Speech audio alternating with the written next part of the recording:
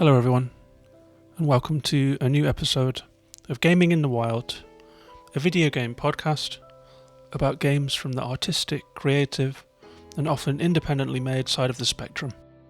My name's John, I'll be your host. I'm a journalist, a writer, and other things. I live out in Reykjavik, Iceland. That's where the name comes from, Gaming in the Wild. It's a little shout out to Breath of the Wild, maybe my favourite game ever. And the fact that I'm gaming out here in Iceland where there aren't many games to be found in the shops. There's 2 game shops in maybe the whole country. So I'm a digital gamer. Sometimes it feels like I'm gaming out in the wilds. But, praise Jeebus for digital stores. I'm able to play all kinds of games on my Switch, my PS4, my Mac, Steam and the Epic Games Store. And lately, I've had the pleasure of being introduced to VR gaming thanks to my friend Sam, who is poet_Clover on Twitter, so you should follow Sam. He does a games podcast too, and he's a really good voice to have in your Twitter feed. Thanks, Sam.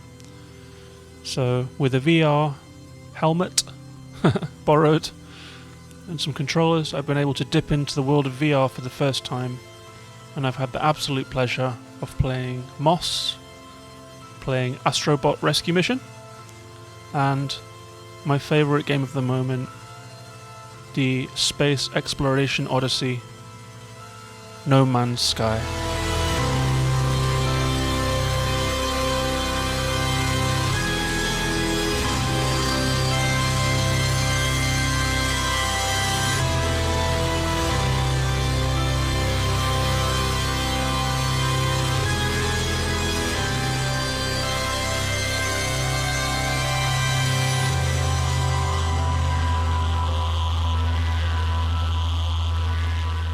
So, that was some of the music from No Man's Sky. It's made by 65 Days of Static. They're a post-rock band. I was actually familiar with them before the game. I think they might be from Oxford or around that area. And I've seen them live before, I believe, at the Truck Music Festival. It's a really cute little music festival in Oxford run by Truck Records, a good little indie record label. And I believe that they knew the 65 Days of Static guys. But that music is from No Man's Sky. The music is a really big part of the game, actually. But before we get to No Man's Sky, which is the big topic that's been on my mind because the game has kind of taken over my life lately, I will start by talking a little bit about Astro Bot Rescue Mission.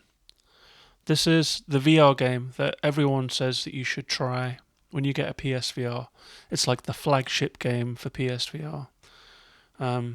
And I, when I first put on the helmet, I don't even know what you call it, headset. It's not a helmet. When I first put on the PSVR headset, it was the first game that I tried because you get a little demo box that comes with the game, and there's a level of Astro Bot in there for you to try. It starts when like a translucent PS4 controller appears on the screen in your headset, and you hold up your controller. And it kind of clicks into where the virtual controller is. So you can see like a perfect virtual controller in front of you, and you'll carry that through the game. You get extra little tools for it, like you get a little tow rope that you can shoot out to make a tightrope for your robot to walk on. And you're controlling a little Astro Bot. He pops out of your controller, he jumps down onto the ground, and off you go.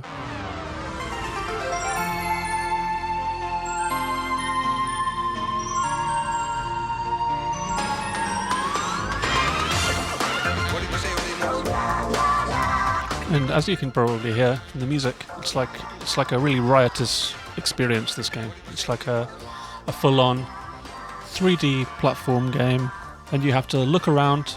There is detail all around you in this colourful virtual world in which you're controlling a little white robot who has to leap over platforms, whack monsters, jetpack over gaps, find secrets, pull down walls, walk on tight ropes. Go through levels that are like high-rise levels where you're scaling giant buildings with nothing below your feet when you look down. The whole thing is just like a kind of a senses overload. There is so much to see. The music is fantastic. The gameplay is fantastic. You're rescuing little robots, taking out bad guys, and like, I was cackling with laughter as I went through these levels. Honestly, I was just overcome with a sense of such happiness playing this game. It's a real keeper. I place it alongside the first time that I played something like Mario 64, like the feeling of kind of joy that you got being in this kind of 3D environment. But you can push that up a little bit because the virtual environment is immaculate in this game. You look left and right, you can see little floating islands in the distance, clouds, planes going overhead with such detail, and you can look down below your feet. Sometimes the game will take you underwater, you're swimming with the fish. Sometimes it will take you up to the heights. There are bosses that are like the size of buildings. The first boss that you'll face is like a King Kong creature. You have to knock his teeth out one by one. It's super cool. I've actually been streaming a little bit of this on Twitch, and you can stream it from the VR headset, and when people comment in the chat, the little chat appears in the virtual world as a bubble, so as I'm playing in VR I can talk and respond to people in the chat, and that adds like a great social element to it too. I've had a great time chit-chatting with people as I progress through this wonderful game. It isn't available outside of VR, which is quite a decision, because when I lift up my headset I can see on the TV that it would be playable. They could have made the decision to make the game playable outside of VR. Obviously Sony wanted to use this as a flagship game. Maybe the developer wanted people to see the full virtual experience and not have a scaled down experience. And I can understand that. Is it worth getting a VR headset for? I mean, if you're a fan of 3D platforming, it's one of the best in the game. But I mean, as we talk about the other VR games that are available, maybe you'll get more of a sense of whether PSVR is for you. But one thing that I can say for sure is that Astro Bot is a 10 out of 10 game. I don't say that lightly. It just fills me with joy every time I play it, and what more can you ask for? That's Astro Bot Rescue Mission.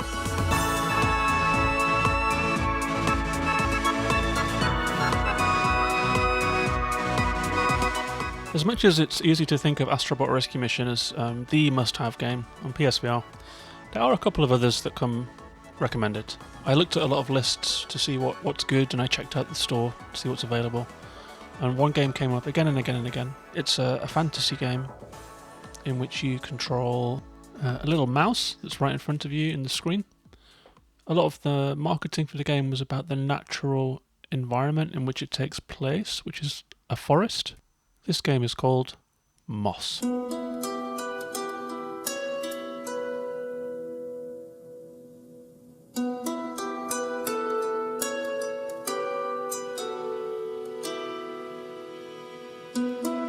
Now, I thought when I first started PSVR that this was going to be my main game, because what I really wanted when I got the VR headset was just, I'll be honest, I didn't even want a game. I wanted an experience.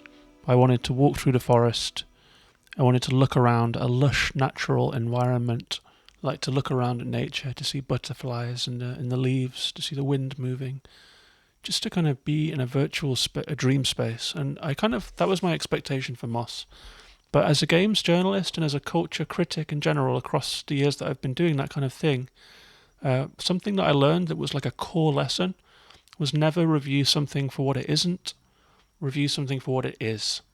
So Moss wasn't the experience that I was hoping for, but let's look at the game that it is. So you control the mouse. You can see the forest around you, but you're focusing downwards. You're focusing down to the ground. You're focusing to mouse level amongst the roots.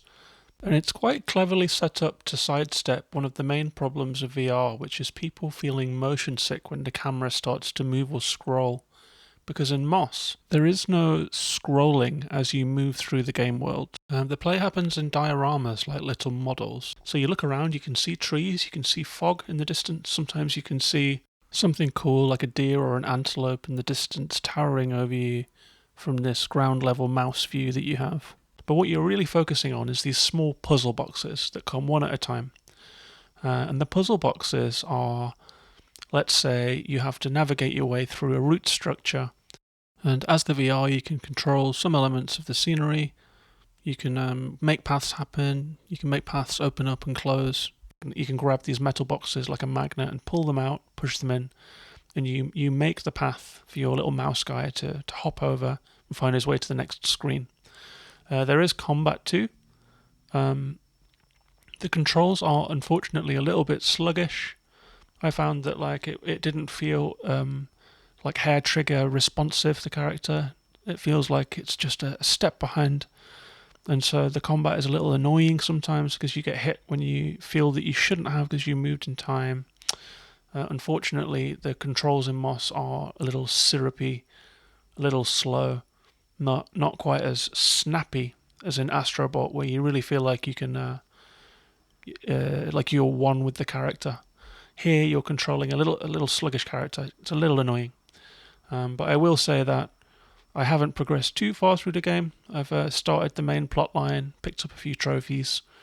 It is introducing more elements. It's introducing interesting little combat arenas, a sort of semi-engaging story told like a fairy tale style. So I won't say that Moss is a flagship game for PSVR.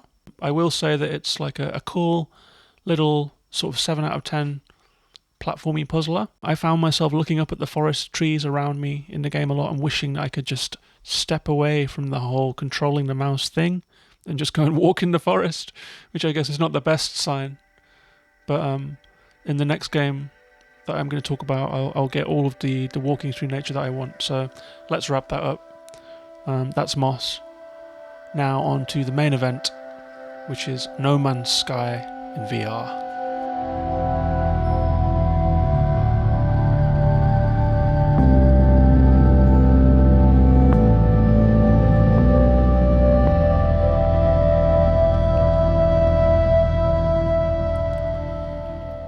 I think most people are familiar with No Man's Sky by now because it was so notorious when it came out, and notorious is the right word.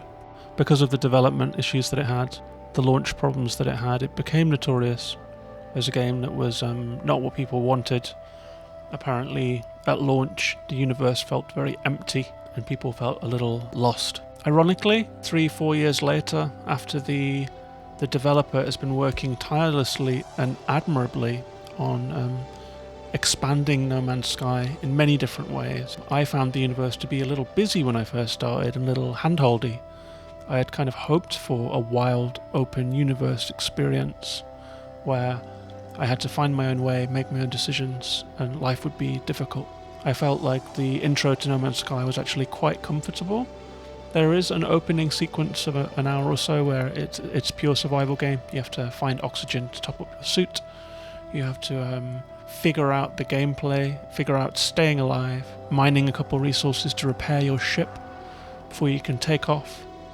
But when you do take off and your feet leave the ground for the first time, it's a beautiful experience. It's memorable, it's thrilling, and that's when the exploration adventure of No Man's Sky really begins.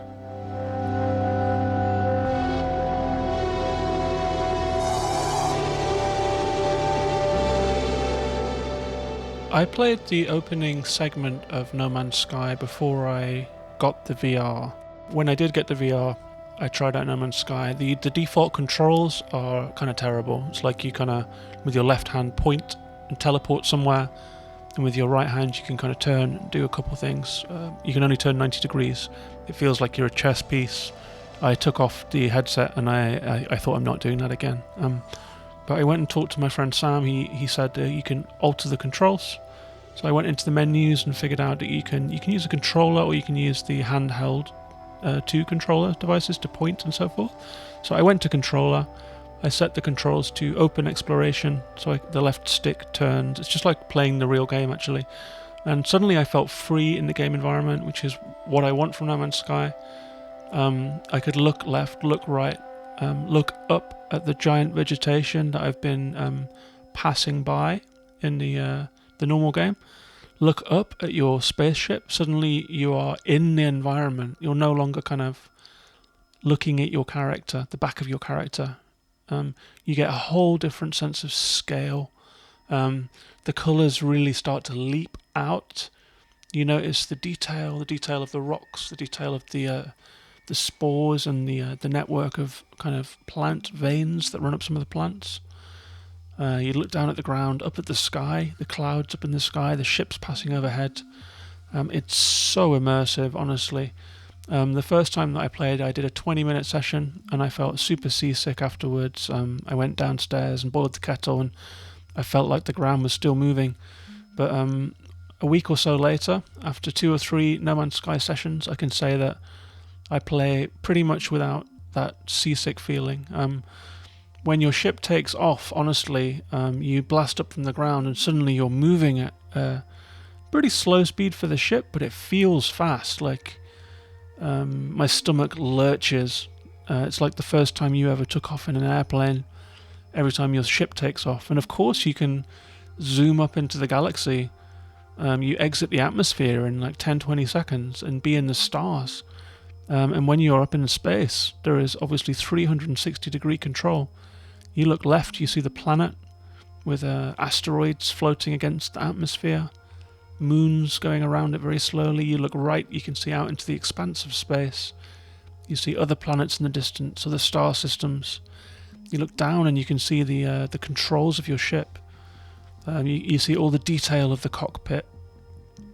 And honestly, like flying in space that way, the first time that I did it, I got tears in my eyes. It hit me emotionally. I felt alone, I felt small, I felt like very present in the universe. I guess it's a dream that we all have at some point in our lives. The traditional 1960s like astronaut dream. And that hits you. The beauty of the universe, the power of the universe, the power of the music, it all hit me at once. And I have to say that it was a very affecting experience. I don't know how else to put it. It was wonderful. So that was my second time. My third time I came into it, I did a longer session again, and I actually Twitch streamed that one. If you're not following me on Twitch and you're listening to the podcast, you can find me on Twitch as Gaming in the Wild. Hit the bell there to follow me. And you can come into the chat as I'm exploring. I love to have streams of No Man's Sky because company is nice when you're out exploring these wonderful worlds, chatting to people as you move through this environment. I've done it once in VR. It's kind of tricky to monitor the stream because chats appear as little floating boxes. You don't really know who's there. So I think I will play No Man's Sky in VR. Not always. It won't become my default mode, but it certainly is an experience that I would recommend. It's wonderful to play it in VR. It really is. It's like a different game entirely. I think I'll dip in and out of the VR and sometimes play in normal mode. As for No Man's Sky itself, well, since that first podcast that I did last time, a couple of weeks ago, my experience of the game has grown. I've gotten to the point where I own multiple ships, where I have a freighter. I've met other players in multiplayer. Just yesterday I was in multiplayer and some player came up to me and started waving. You can control each hand if you're using the VR handheld controllers to sticks like wands that you hold in your hands, and you can clap, you can extend your right hand, you can reach behind your back and pull out your blaster. When you're in the ship you actually have to control the joystick with the right hand, and you control the speed with the left hand, so it's actually like driving a car. You have to use both hands. And you look down and you see your own hands guiding the ship. But I met a player, he waved at me, he gestured for me to follow. I followed with him and we started a joint session. He came down onto a planet, I followed him down. He was called Just Me Silly, that was his username. And we built stuff together, like we hung out. It was like a really fun time, just doing fun stuff with a stranger in the game world. So the multiplayer sessions are cool. If you're a No Man's Sky player out there and you feel like a multiplayer session with me, then just give me a shout on Twitter or something and let's talk about it. I really enjoyed the multiplayer aspect. I think I'd like to get into the multiplayer missions where you can earn more units and more Quicksilver, upgrade all your kit. But as I'm progressing through No Man's Sky, I've become fully obsessed with it. It's absorbing, beautiful game world. There's so much to do. There's so many things to build. You can turn it into a base building game if you want to. You can turn it into an exploration game if you want to. There are 3 different plot lines that you can explore. There's the traditional one of trying to get to the centre of the universe, solving the mystery of who you are. You can really turn this game into what you want. It's evolved into a dream sci-fi sandbox. So if you're a day one player, No Man's Sky is a whole different ball game. So that's No Man's Sky. I'm 100% obsessed. I'm in it every day. When I'm not in it, I'm thinking about it. I'm wishing that I was in there right now even. So on that note, I'll wrap up the little No Man's Sky review. Stick around. I'm going to answer some questions from Twitter next. That's No Man's Sky.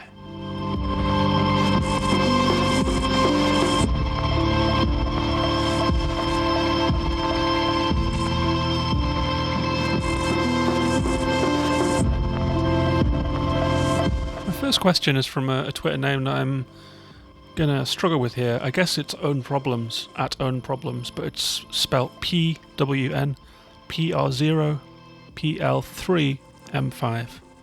Own Problems. They say, are you using a PS4 base or a Pro? I'm playing it on a PS4 Slim, which I picked up for 150 quid. As PS4 is coming to the end of its life, I just wanted to get the basic model, not spend too much, enjoy the PS4 back catalogue, and then probably launch into PS5 later in the year. On Problems also says, I read that No Man's Sky looks a little blurry. How did you find it? There is definitely it's the resolution is not intensely good. You do see pixelation in the game, especially when I looked at the stream after I'd streamed it. It's outputting at a terribly low resolution. In game, it could be crisper, it could be better, but it doesn't detract from the experience.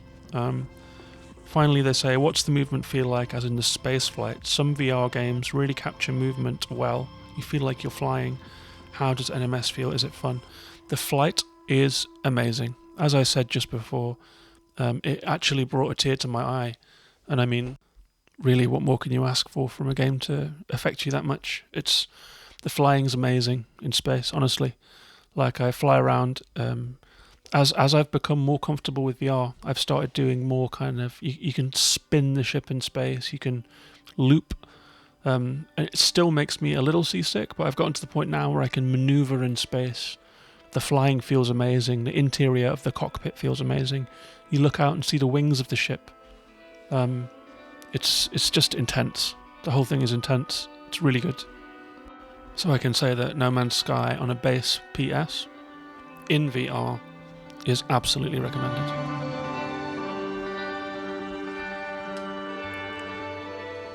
The next question comes from Sayonara04.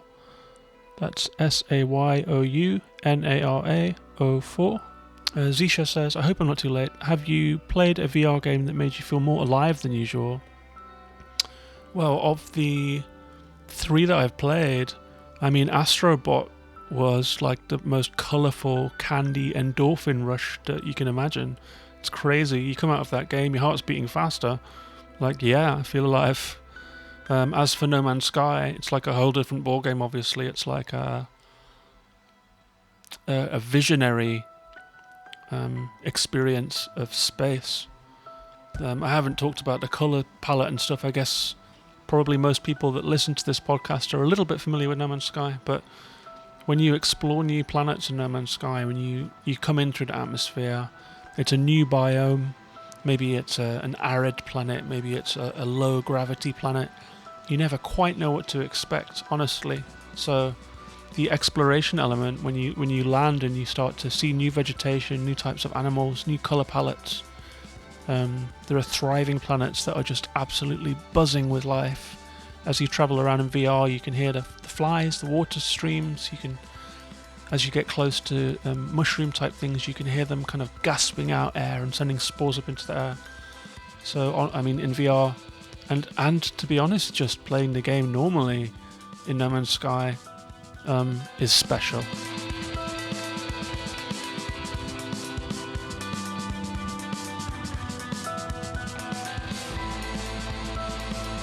The next question's from Jeff. Jeff says hi at Jeff says hi on Twitter. It's JEFF. my question is, did you play No Man's Sky when it first came out, and how does it compare now to all of the updates in VR? Well, I've touched on it a little, but the updates are amazing. As a new player, so I didn't play it until 2 weeks ago. As a new player, I have already built like 2 exo vehicles, and I'm zooming around in a buggy. I'm stamping around in a mech. I have a base with 2 staff members. I have like a biodome. I've built a base. I've mined elements to do it. The grind is fun in this game because you're grinding towards having enough elements to build something really cool, so you get like a nice reward. The addition of multiplayer, I mean, to me, this is all just how the game is. So I've got 40 hours on my save, and you know, that's quite an intense amount of play in the time that I've had it, and I still haven't discovered all of the basic mechanics of the game. There are still new things coming to me. So I say that the new version of No Man's Sky, I say that base level players from launch should think of the No Man's Sky Beyond as a sequel. Like, there is that much new in it. So I hope that answers your question. As a new player, I'm blown away. The next question comes from Radical Art Review, at Radical Art Review on Twitter. I thoroughly recommend that you follow this account. It's like a kind of an independent magazine that covers alternative culture, everything from arts to politics to just thought to video games. It's like a wonderful kind of cool hub for lots of really cool writers. I will say that it's run by a friend of mine, but that doesn't sway my opinion. If it was shit, I would say it's shit. It's not. It's good. Follow the Radical Art Review. His question is, what's your favourite game for visuals? And I mean, wow, what a question. It's a hard one to answer because obviously technology changes with the times. So if we're talking like pure good graphics, then I guess most of it would be from this generation. If we're addressing the question that way, I say Horizon Zero Dawn is my favourite looking game. When I think about that game, I get goosebumps. The way that Aloy plays, the way that Aloy looks, the clothing, the hair, the way that she runs, the motion capture, the way that wind blows dust across the path in front of you, and the leaves ripple in the wind, the way that the robot creatures move in a naturalistic way, as if they've motion captured actual animals. The way that the mountains look around you, the way the snow falls, and when you don't move Aloy, she reaches out, catches snowflakes. I found Horizon Zero Dawn to be the best looking game that I've ever played, pure and simple. But if we're looking at the game from a more kind of a decades long point of view, then I will say that the original Tomb Raider had a big effect on me. I remember running through that first series of caves, where you come out into a large cavern with light streaming through the ceiling, vines around you, there are creatures scampering around. If you look at it now, it's blocky and rudimentary, but back then, I mean, wow, I got the same reaction as Horizon Zero Dawn almost. I felt like I was in the cavern controlling Lara, and the feeling of scale, of exploration, of the original Tomb Raider sticks with me to this day. Let's think about other things. I'm sure, I mean, someone recommended Tempest 2000 the other day on a thread that I did on Twitter, saying what games have you been most obsessed with. So they don't all have to be like 3D rendering. Tempest 2000 just has this kind of neon color palette, very basic 3D lines, but it's enough to stick with you. Games don't have to be like 100% massive rendered 3D open worlds to look good. Basic games can look good, like pixel art can look good. Games like Hyper Light Drifter that came out recently, it's kind of a 16-bit tribute that just has this kind of sweet neon palette. It's beautiful.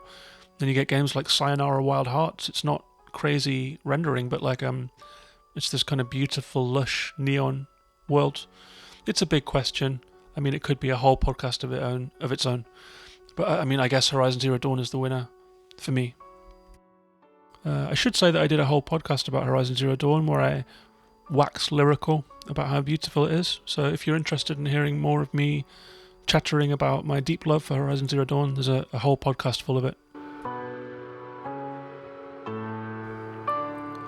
The final question comes from Solidarity Steve. He's at Solidarity Steve on Twitter.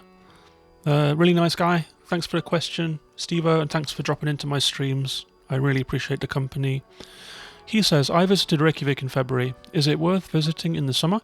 I want to go back there as it's one of my favourite places on earth. Reykjavik is crazy right now. Usually at this time, the streets would be packed with people.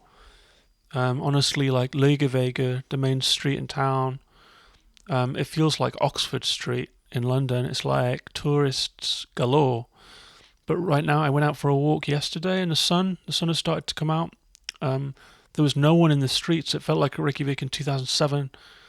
You could just walk through the colourful houses, chill, beautiful. Icelanders are out. It's like Icelander is for Icelanders again. At this time of the year, there's normally more tourists in Iceland than Icelanders.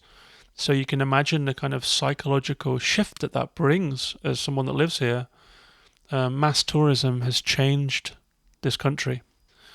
As far as visiting goes, in summer, Iceland is wonderful. The daylight never ends, At peak summer, at the solstice, there is a sun above the horizon at midnight.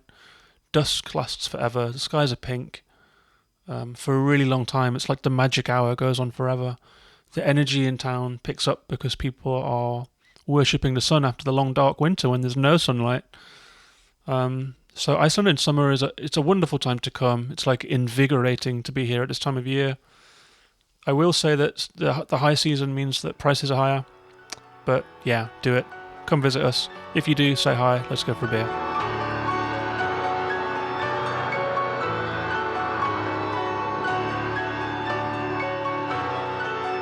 So that's the episode. Yep, great time with the VR. Thanks again to Sam. Follow him on Twitter at Clover_poet. If you're interested in coming to chat with me in the live Twitch streams that I'm doing now, please find me on Twitch, Gaming in the Wild. I'm also Gaming in the Wild on YouTube and on Instagram. If you follow me on Twitter, there's a link tree there. You can kind of connect with me on the platforms that you want to.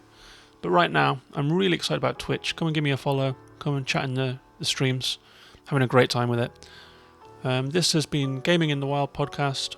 I will do another one depending on how my obsession with No Man's Sky goes. Hopefully I'll have time to play other games too. So I'll do another podcast in the next week or two. You can subscribe to the podcast on all of the usual places: Apple, Spotify, Google, Overcast, any of the places that you want to subscribe. I love talking to people on Twitter about games, about the podcast, about life in general. Find me at Gaming in the Wild. So thanks very much for listening. I appreciate it. I appreciate you. Until the next time, take care.